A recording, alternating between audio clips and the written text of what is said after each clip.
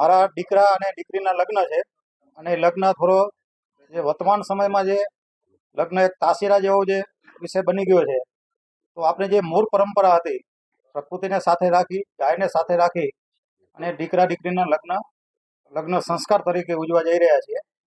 તો એમાં વિશેષતા એ ગાય હતી કેન્દ્રમાંથી. તો લગ્નના આપણે ફેરામાં જે ગાય પહેલે મંગળીએ ગાયો દાનમાં દેવા એવું બોલીએ છીએ, પણ આચરણમાં નથી.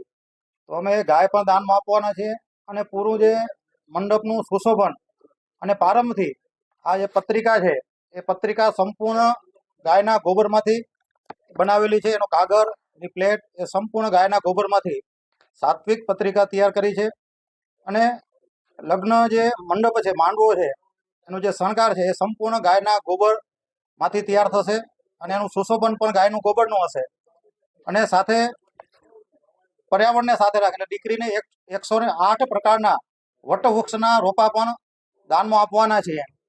અને વિશેષ જે બ્રાહ્મણ છે એ સંપૂર્ણ વૈદિક પદ્ધતિથી મંત્રોચ્ચાર સાથે પૂર્ણ અધિકાર સાથે વિધિ કરાવશે. એમાં કોઈ રોકટોક નહીં હોય.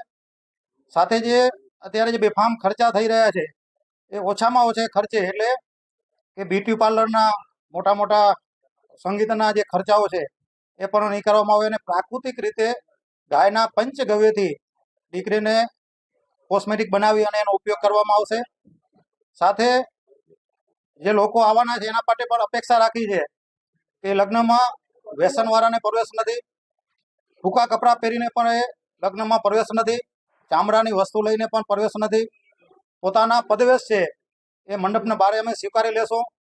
અને એક પણ પ્લાસ્ટિકનો ટુકડાનો પણ ઉપયોગ કરવામાં નહીં આવે. પ્લાસ્ટિકની ખુરશી, પાથરણા પણ પ્લાસ્ટિકના નહીં હોય. અને સાથે એનાથી પણ વિશેષ અતિથિ દેવો ભવ કહેવાય. એટલે આપણે જે ભોજનમાં જે ઝેર પીરસી રહ્યા છીએ એની જગ્યાએ જે ખેડૂતો ગાય આધારિત ખેતી કરે છે એ ખેતીમાં પકાવેલું અનાજ, ફળફળાદી શાકભાજી એનો ઉપયોગ કરશો.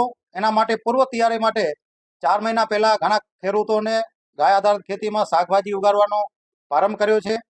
સાથે અનાજ અને ગાયનું જે દૂધ, ઘી, માખણ, દહીં જે ઉપયોગ થશે માત્ર ને માત્ર દેશી ગાયનું.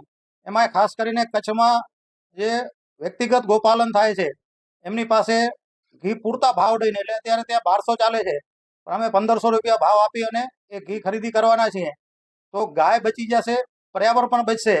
તો આ ઉમદા હેતુથી અને ક્યાં પણ ભોજનની અંદર કલર, એસેન્સ, સેક્રીન, મેંદો આવી જે અખાદ્ય વસ્તુ છે એનો સંપૂર્ણ નિષેધ છે. ભોજન છે એ સંપૂર્ણ તાંબા, પિત્તળ અને સ્ટીલના વાસણમાં બનાવવામાં આવશે. અને દીકરીના જે લગ્ન છે એમાં પંગતમાં બેસાડી અને કેળાના પાંદ ઉપર ભોજન પીરસવામાં આવશે. એટલે આવી ઘણી બધી વિશેષતાઓ છે જે સમાજના અમુક કુરિવાજો છે એ આ લગ્નમાંથી દૂર કરી અને સંપૂર્ણ પ્રકૃતિની વચ્ચે ગાયના સાનિધ્યમાં જે માંડવો છે એની એક બાજુ ગાય માતાનું મંદિર હશે, એક બાજુ રાધા કૃષ્ણનું મંદિર હશે. એના વચમાં એ માંડવો રોપાશે અને પારંપરિક ગીતો ગાઈ અને દીકરીના લગ્ન થવાના છે. અને એમાં સાથે પરિવારનું પણ જોડાણ છે. આ 4 દિવસ તો 21 જાન્યુઆરીથી 24 જાન્યુઆરીનો 4 દિવસનો જે પ્રસંગ છે એની પૂર્વ તૈયારીમાં જે શણગાર છે એ આખો પરિવાર, આજુબાજુના બધા સાથે મળી અને શણગાર તૈયાર, એટલે પરિવારનું જોડાણ પણ વધ્યું છે અને એનો ખર્ચ પણ ઘટ્યો છે. એટલે મુખ્ય જે ઉદ્દેશો છે એ ખર્ચ ઘટાડવો, પર્યાવરણ, ગાય બચે, એ ભાવથી આ લગ્ન છે એ ઉજવી રહ્યા છીએ. અને નિશ્ચિત લોકોને જ દીકરીના લગ્નમાં આમંત્રિત કર્યા છે. બાકીનો એ 2 પ્રસંગ છે એટલે એમાં બધાને આમંત્રિત કર્યા છે. તો આવી અનેક લગ્નોની વિશેષતા છે. વિશેષ જ્યારે લગ્ન થશે ત્યારે પ્રત્યક્ષ જ્યારે દર્શન થશે ત્યારે એની અનુભૂતિ થશે.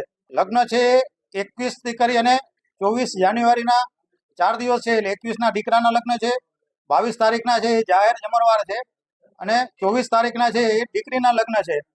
ખર્ચમાં ખાસ કરીને જે શણગારનો જે ખર્ચ છે એ સંપૂર્ણ પરિવાર સાથે મળીને એ કર્યો છે. એટલે શણગારનો જે ખર્ચ છે એ પણ ઘટવાનો છે.